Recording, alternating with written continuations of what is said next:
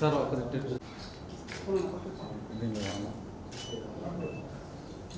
Sir sir sir 1 second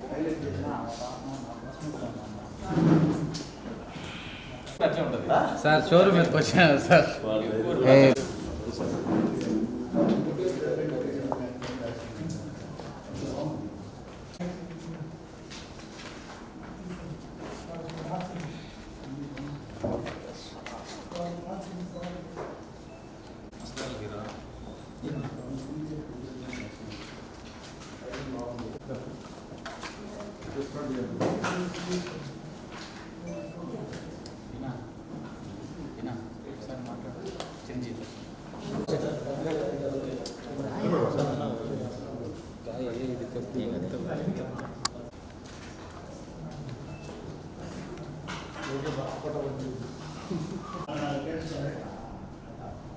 $1266 గ్రాములు టోటల్గా 400 గ్రాములు.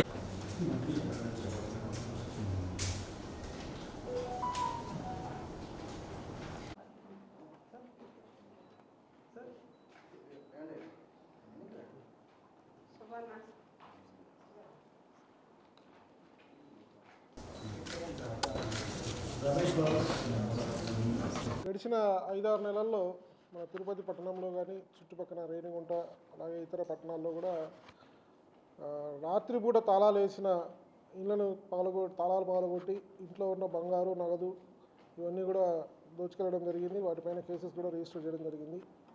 దాంట్లో మనకు వచ్చిన క్లూస్ ప్రకారం ముద్దాయిలు ఐడెంటిఫై చేసి వాళ్ళని ట్రేస్అవుట్ చేయడంతో పసుపులేటి సాయి అనే వ్యక్తి కీలక వ్యక్తిగా గుర్తించడం జరిగింది. అలాగే వారి అసోసియేట్ వినోద్ కుమార్ అనే వ్యక్తి కూడా ఐడెంటిఫై చేయడం జరిగింది. సో వీళ్ళ కోసం CCS team additional SP Vimalakumari madam ఆధ్వర్యంలో రవికుమార్ డిఎస్పీ అలాగే ఇన్స్పెక్టర్ శ్రీహరి ప్రవీణ్ ఇంకా ఇతర ఇన్స్పెక్టర్లు అందరూ కూడా వాళ్ళ టీమ్స్గా విడబడి వివిధ ప్రాంతాలు కూడా సెర్చ్ చేసి సాంకేతిక పరిజ్ఞానంతో కూడా వాళ్ళని ఐడెంటిఫై చేసుకోవడం లొకేషన్స్ ఇవన్నీ చేసుకోవడం మళ్ళీ కూడా వాళ్ళు తిరుపతి పట్టణంలో ఈ నేరాలు పాల్పడడానికి వచ్చారని తెలిసి వాళ్ళని పట్టుకోవడం జరిగింది. మనం 28 నిన్న మధ్యాహ్నం పట్టుకోవడం జరిగింది.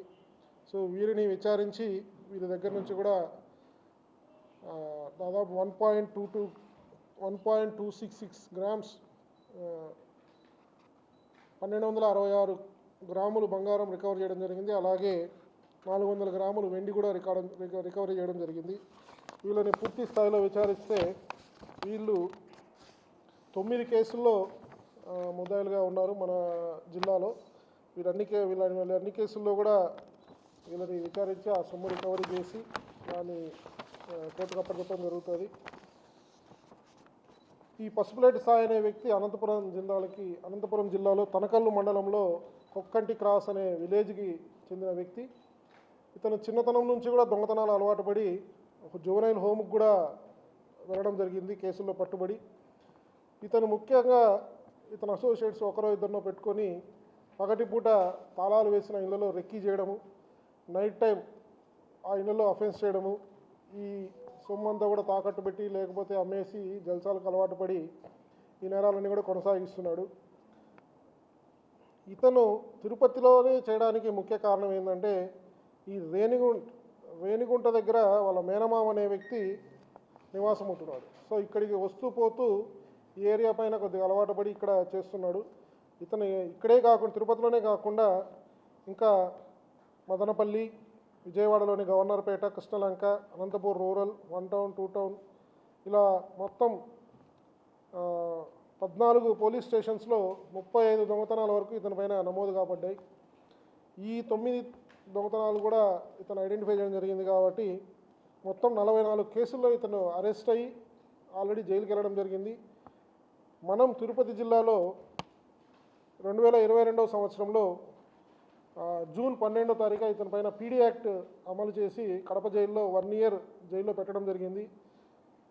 మే 28న జైలు నుంచి విడుదలయ్యి పరివర్తన కాకుండా మళ్ళీ కూడా సేమ్ దొంగతనాలు పాల్పడుతూ మనకు దొరకడం జరిగింది. ఇంత పొటెన్షియల్ అఫెండర్ని పట్టుకోవడంతో మా సిసిఎస్ సిబ్బంది అడిషనల్ ఎస్పీ మౌలకారి గారు, అలాగే డిఎస్పి రవికుమార్ గారు, రవీంద్రనాథ్ సిఐలు శ్రీనివాసులు, వెంకటేశ్వర్లు, ప్రవీణ్ కుమార్, అలాగే ఎస్ఐలు రామస్వామి, సుభాన్ నాయక్, ఇంకా క్రైమ్ పార్టీ సిబ్బంది, వీరి సిబ్బంది గోపీకృష్ణ, బసవరాజు, రమేష్, మోహన్, ప్రసాద్, నాగరాజ్ శెట్టి, వీళ్ళందరూ కూడా విశేష ప్రతిభ కనపరిచి ముద్దాయిలు పట్టుకోవడమే కాకుండా వాళ్ళ దగ్గర నుంచి భారీ మొత్తంలో సొత్తు రికవరీ చేసి కంప్లైంట్స్కి న్యాయం చేయడం జరుగుతుంది. సో వీళ్ళందరినీ కూడా జిల్లా పోలీస్ తరఫున పర్సనల్గా కూడా అభినందిస్తున్నాం. ఇలాంటి వర్క్ వచ్చే సంవత్సరంలో కూడా బాగా చేయాలని కోరుకుంటున్నాం. Thank you.